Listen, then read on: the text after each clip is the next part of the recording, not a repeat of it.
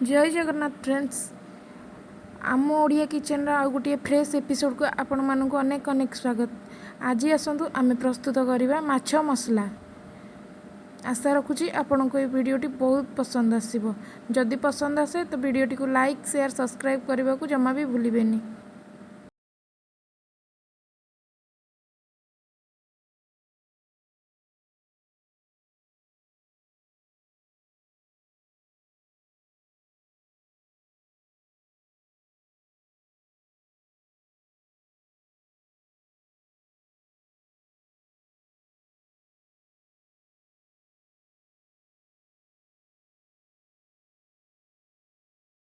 हलदी गुंड छिंची दबा, तापर लूण भी छिंची दबा आधा चामच।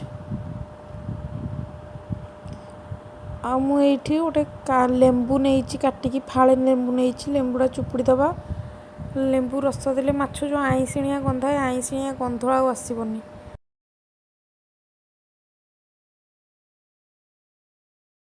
माछरे हल्दी लुण दे सारा पर हाथ में ताको भाव में मिसई दिंतु भल भाव में।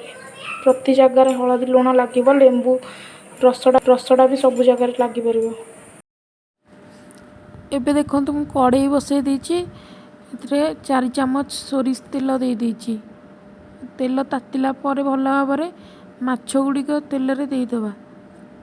तेल न तातिले दिंतुनि माछ को, जमी भल भाव में तातिले माछ दिंतु, ना लेउटिला बेलू भांगीज।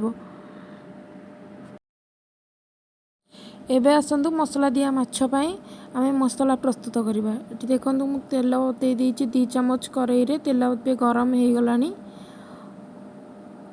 ये देखो मुझे 2टा तेजपत्र दे दूसरी तेल रे। तेल गरम हो गला डालचीनी दे दूसरी खंडे, सुखिला लंका गोटे, गुजराती गोटे दे दूसरी।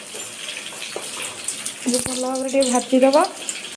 पेस्ट आड कर दूसरी। एवं 2टा बड़ साइज पियाज नहीं, पियाज भी देखो हो गला अधा अधी। ये कौन करवा ना अदा रसुण पेस्ट करके रखीचे ताकू देदेबा 2 चामच। ये आम आधा चामच हल्दी गुंड छिंचीदबा।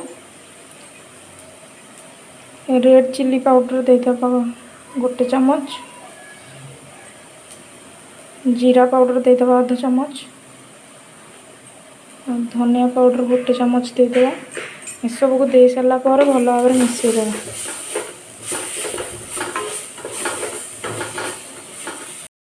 आमर लुण देदेबा। आगुरी माछ भाजला समय भी आम लुण देचे, से हिसाब से टी कम नहीं लुण देवे, ना लुणिया हो तरकारी। मसला को एमती चलाऊ, मसला जमी लगी न जाए। जदि भी लगी जाए टी पानी छिंची देवे।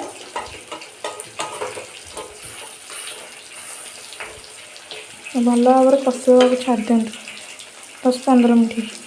मसला ये आमर बर्तमान भल भाव में कषई हो गला। गैस फ्लेम पूरा स्लो करदे। नहीं गोटे ताटिया फ्रेश दही, दही को ढालदवा मसला उपर। खट्टा दही ने, फ्रेश दही ने। ऊपर गरम पानी टी देदेवे, ना दहीटा फाटी जाए। मसला आमर पूरा भल भाव में रेडी हो माछ भाजिक रखी आपको बर्तमान ये देदेबा।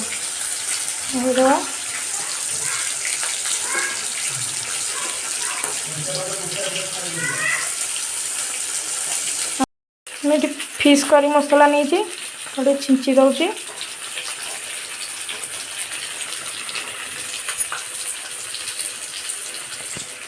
मिसई दबा बर्तमान पड़ पड़ कर मिसई दिंतु।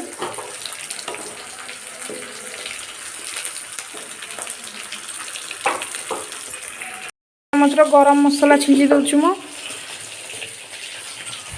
काटिकी रखि धनिया पत्र दे दूची ऊपर।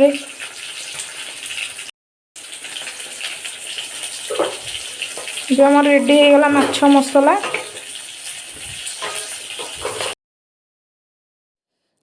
एबे देखंतु आमर ये गरमा गरम मसला माछ प्रस्तुत हो जाइए।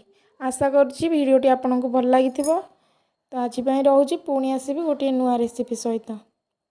चैनल को लाइक शेयर सब्सक्राइब करने को भूलिबेनि। रोची जय जगन्नाथ।